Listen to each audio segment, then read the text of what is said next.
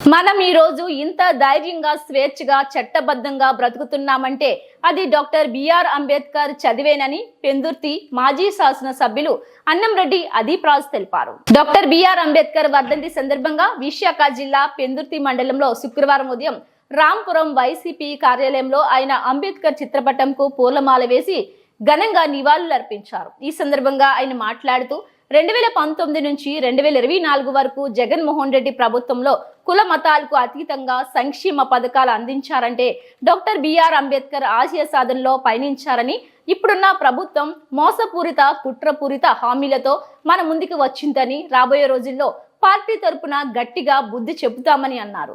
ఈ కార్యక్రమంలో Pendurthi ZPTC Uppili Devi Kanakaraju, Sabbavaram MPP Bokam Suryakumari, Ramanaidu, సర్పంచులు సబ్బవరపు నారాయణమూర్తి, బోను గంగానాయుడు, వార్డు అధ్యక్షులు మెంట్ మహేష్, దాసరి సత్యబాబు, పెందుర్తి వైస్ ఎంపీపీ చిరికి దేముడు, జిల్లా social media convener Chandu Yadav, social media in charge ID Demudu Babu, Rongali Shankar, Venu, మాజీ సర్పంచ్ ధనరెడ్డి శ్రీనివాసరావు, రాంబాబు, రాపర్తి మాధవరావు తదితరులు పాల్గొన్నారు. ఆయన మన దేశానికి చేసినటువంటి మేలుని మరొకసారి అందరం కూడా గుర్తు చేసుకోవడం జరిగింది. రోజు ముఖ్యంగా డాక్టర్ బిఆర్ అంబేద్కర్ గారు అనగానే చాలామంది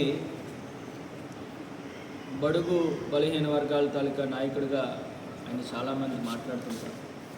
కానీ రోజు మనం వాస్తవం మాట్లాడుకుంటే ఒక వర్గానికో ఒక కులానికో మతానికో సంబంధం లేకుండా వాళ్ళు యావత్ భారతదేశంలో వాళ్ళు ఇంత స్వతంత్రంగా ఇంత ధైర్యంగా మనందరం కూడా ఉండగలుగుతున్నాము అంటే అది కేవలం డాక్టర్ బిఆర్ అంబేద్కర్ గారు రచించినటువంటి రాజ్యాంగం వల్లే వాళ్ళు మనందరం కూడా ఈ సమాజంలో ఒక